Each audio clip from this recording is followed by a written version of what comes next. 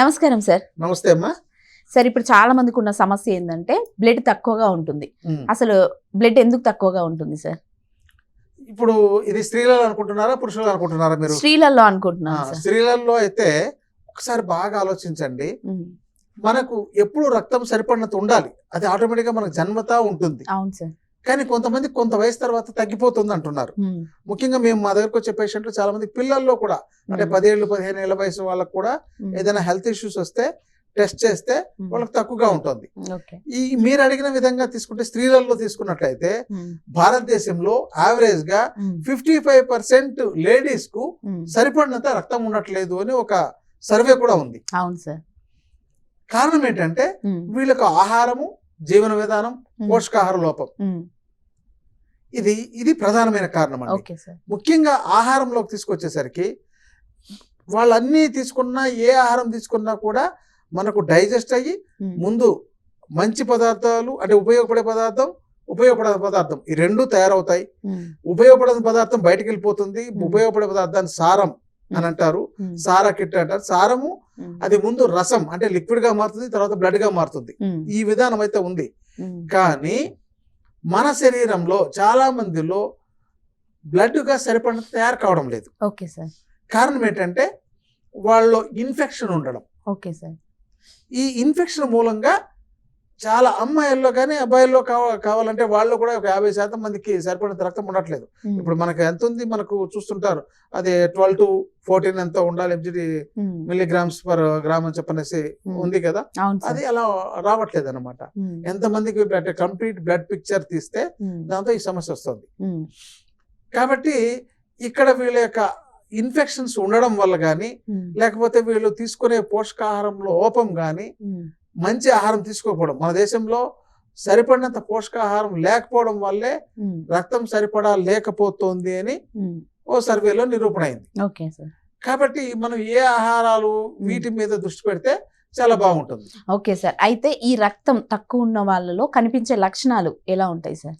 చూడండి, ముందు మీరు చూడగానే వాళ్ళ యొక్క ముఖం చూస్తేనే మీరు చెప్పేయచ్చు, స్కానింగ్ చేసేయచ్చండి. ఎందుకు పేల్ గా ఉన్నారు, ఏదో కొంచెం డల్ గా ఉన్నారు, వాళ్ళ స్కిన్ అట్రాక్షన్ లేకపోతుంది. ఇప్పుడు చాలా మంది తెల్లగా ఉన్నా కూడా, వాళ్ళ మంచి రంగుతో ఉన్నా కూడా అట్రాక్షన్ ఉండదు, అక్కడ తెలిసిపోతుంది. రెండవది, నల్లగా ఉండే వాళ్ళు కూడా ఆ యొక్క చర్మం, పాలిపోయిన చర్మం తెలుస్తుంది. తర్వాత తొందరగా ఆయాస పడుతుంటారు, రక్తం లేకపోవడంతో. ఏదో నడవాలంటే అమ్మో అనేసి తొందరగా ఆయాస పడిపోతుండడం.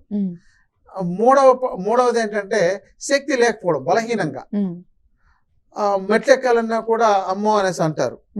తర్వాత ఏ పని చేయడానికి తొందరగా అలసిపోతుంటారు. ఇవన్నీ కూడా రక్తలేమి లక్షణాలు. ఇంకా వీళ్ళకి సరిపడినంత రక్తం ఉందా లేదా చూడాలంటే మన పాత పద్ధతి చాలా ఉత్తమమైంది. కళ్ళు ఇలా తీసి చూస్తే తెలిసిపోతుంది. దీంతోనే కనిపెడుతున్నారు. దీనికి అదే పెద్ద స్కానింగ్. దానికి వెళ్ళి బ్లడ్ టెస్ట్ చేసే ఎంత ఉంది నిరూపణ చేయకల్లా. కానీ ఇప్పుడు అందరూ ఎడ్యుకేటెడ్ అయ్యారు కాబట్టి అది చూసి ఒక రికార్డు, ఒక ఫైల్ ఇస్తే తప్ప, ఒక సర్టిఫికేట్ ఇస్తే తప్ప యాక్సెప్ట్ చేయట్లేదు. కాబట్టి వాళ్ళకు ఆ టెస్టులు చేసి చూడాల్సి వస్తుంది. వాళ్ళలో కూడా ఈ సమస్యలు ఉంటున్నాయి. Okay sir. ఇప్పుడు ఈ బ్లడ్ ను ఇంప్రూవ్ చేసుకోవాలంటే ఎలాంటి జాగ్రత్తలు తీసుకోవాలంటారు? ఎలాంటి ఫుడ్ తీసుకోవాలి? ఇది మంచి ప్రశ్న అండి. ప్రధానంగా మనకేంటంటే బ్లడ్ ఎందుకు తగ్గిపోతుందని కారణం కనుక్కోవాలండి. దీనిలో ప్రధానంగా ఎక్కువగా ఇన్ఫెక్షన్స్ ఉండే అవకాశాలు ఉంటాయి. బ్లడ్ లో ఇన్ఫెక్షన్, ESR లెవెల్స్ కానీ, CRP లెవెల్స్ కానీ, ASO టైటర్ అని రకరకాల ఇన్ఫెక్షన్స్ ఉండే అవకాశాలు ఉంటాయి. బ్లడ్ తగ్గిందంటే తప్పనిసరిగా ఇన్ఫెక్షన్ ఉందని అర్థం. ఇప్పుడు మనకు జ్వరం వచ్చినా కూడా అది ఇన్ఫెక్షన్ వల్లనే వస్తుంది, లేదా ఏ బ్యాక్టీరియానో వైరస్ తోనో మన బాడీలో చేరడం వల్ల వస్తుంది. అందుకని ముందు ఈ ఇన్ఫెక్షన్ తగ్గించాలి. దీనికి మనం ఒకటి, లోపల చెడునంతా పేరుకునేదాన్ని బయటకు పంపించడం. మన శరీరంలో కుళ్ళిపోయిన పదార్థాలు ఉన్నా కూడా ఇన్ఫెక్షన్ అవుతుంది. ఎగ్జాంపుల్, మీరు ఈ రోజు వండుకున్నారు, తినలేదు, 2 రోజులు మీ పాత్రలో ఉండిపోయింది, 3వ రోజు చూస్తే మీకు ఏమై ఉంటుంది? అది ఆహారం చెడిపోయి ఉంటుంది, కుళ్ళిపోయి ఉంటుంది.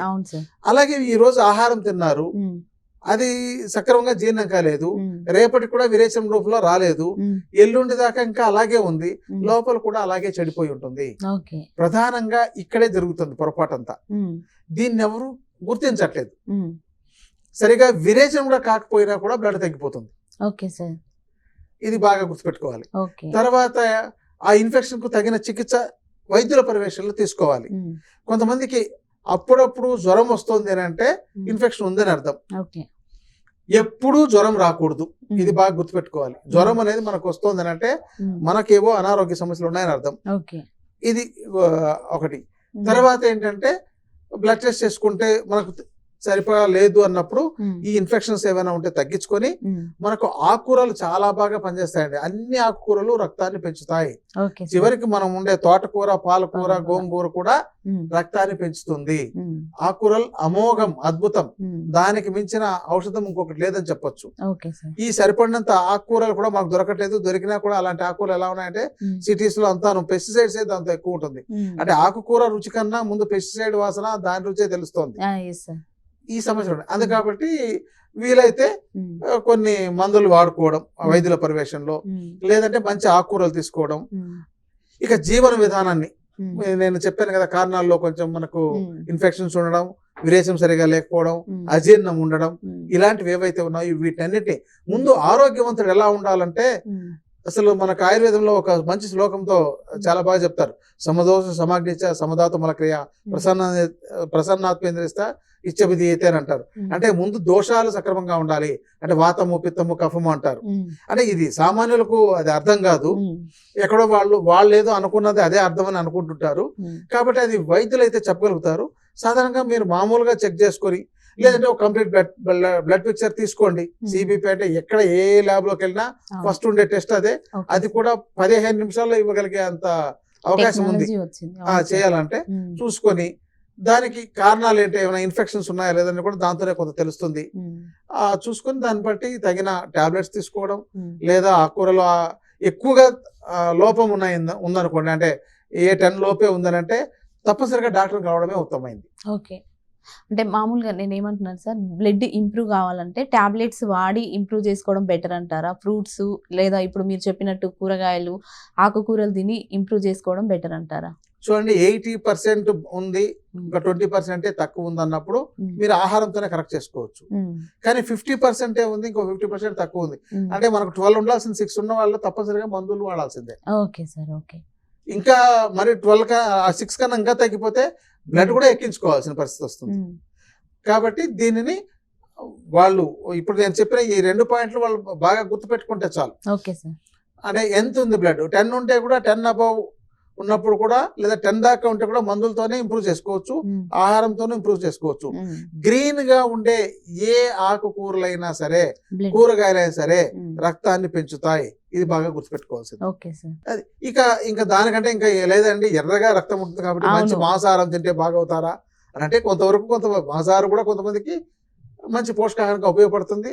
అది మాంసాహారం తినే వాళ్ళలో ప్రాబ్లం లేదు. మరి తినని వాళ్ళు ఉంటున్నారు మన దేశంలో 40% వేగన్స్ ఉన్నారు, అంటే వెజిటేరియన్స్. మరి వాళ్ళకు ఈ యొక్క ఆకుకూరలు, కూరగాయలు, పళ్ళే మంచి ఆహారం అండి. Okay sir. అంటే ఫ్రూట్స్ లో ఏది తీసుకుంటే బెటర్ అంటారు?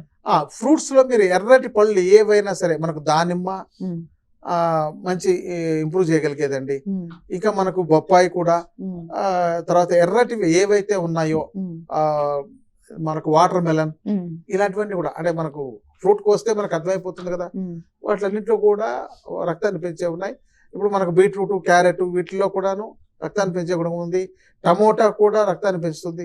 వీటన్నిటితో మనం రసాలు డిఫరెంట్ పద్ధతుల్లో తయారు చేసుకోవడం, నేచురల్ గా తయారు చేసుకోవడం ద్వారా రక్తాన్ని పెంచుకోవచ్చు అండి. Okay sir, thank you so much. మంచి ఇన్ఫర్మేషన్ ఇచ్చారు sir. Thank you so much sir. Okay, నమస్తే.